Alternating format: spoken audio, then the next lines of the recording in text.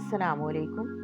आज मैं आपके साथ डोरी बनाने की वीडियो शेयर कर रही हूँ। इस तरीके से आप लंबी से लंबी डोरी बना सकते हैं।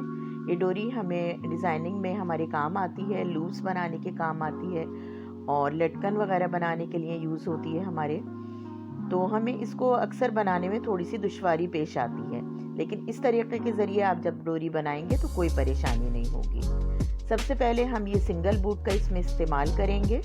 सिंगल बूट लगाएंगे और ये कॉटन की डोरी जो हम अपनी चाक और दामन पर लगाते हैं वो हम इस्तेमाल करेंगे। ये हमने क्रॉस में अपना फैब्रिक ले लिया है। इसकी चौड़ाई तकरीबन 1.5 इंच है। ये पट्टी जितनी लंबी आप रखना चाहें रख सकते हैं। आपको यकीनन इस तरीके से डोरी बनाने में कभी कोई परेशानी नहीं होगी और बड़े आराम से डोरी पलटकर और बड़ी सफाई के साथ बनकर आएगी। सबसे पहले हम इसके अंदर अपनी ये कॉटन डोरी लगाएंगे और इसको यहाँ से पहले पक्का स्टिच करेंगे, इसलिए कि यहाँ से हमें इसको पलटना होगा, तो इसको यहाँ से मजबूत होना ज़रूरी है। पहले हमने एक सिलाई करी, फिर हमने इस पट्टी को पलटा और फिर एक और सिलाई करी। उसके बाद हमें यहाँ से जब सिलाई शुरू करनी है तो हमें बिल्कुल डोरी के साथ साथ सिलाई नहीं करनी, बल्कि थोड़ा सा हट के आधा इंच का तकरीबन मार्जिन देते हुए, तकरीबन 2 बूट का मार्जिन देते हुए हमें सिलाई करते हुए नीचे लेकर आनी है। आधा इंच तक हमें ऐसे ही सिलाई करनी है और फिर आधे से 1 इंच के बाद हमें अपनी डोरी के साथ साथ सिलाई कर देनी शुरू करनी है। ये हमने इसलिए किया है कि यहाँ से हमें डोरी को पलटना है, तो ये जगह जब खुली हुई होगी तो बड़ी आराम के साथ यहाँ से डोरी पलटना शुरू हो जाएगी और हमें कोई परेशानी नहीं होगी। बस अब आगे से हम अपनी डोरी के साथ साथ बिल्कुल सिलाई करेंगे। जिस तरीके से एक बूट का हम बूट लगाकर और डोरी बनाते हैं अपनी, बिल्कुल उसी तरीके के साथ हम अपनी ये पूरी पट्टी के ऊपर सिलाई कर लेंगे। ये इस तरीके से सिलाई हो रही है। अब ये हमारी सिलाई बिल्कुल हमारी डोरी के साथ साथ आ रही है। आप देख रहे हैं कि कितनी लंबी मैंने ये पट्टी ली है।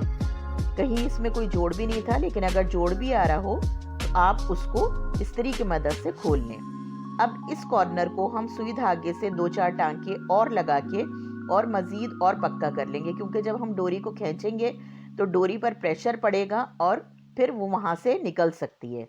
अब ये देखें आप, मैंने डोरी को खींचना शुरू करा। अब ये कॉर्नर चूंकि हमने बहुत खुला बनाया था तो ये बड़ी आसानी के साथ अंदर की तरफ चला जाएगा। ये देखें, ज़रा सा नाखून से करने से ये फ़ौरन अंदर की तरफ जाना शुरू हो गया, पलटना शुरू हो गया और अब आगे जाकर इसको पलटने में कोई हमें दिक्कत महसूस नहीं होगी। आहिस्ता आहिस्ता इस तरीके से हम अपनी डोरी को खींच के बाहर निकालते रहेंगे और हमारी पट्टी आहिस्ता आहिस्ता अंदर से पलटना शुरू हो जाएगी। इस तरीके से करने से ये डोरी बिल्कुल एक पैमाइश की बनेगी, कहीं से पतली और कहीं से मोटी नहीं होगी और बहुत खूबसूरत पट्टी बनकर तैयार होगी हमारी।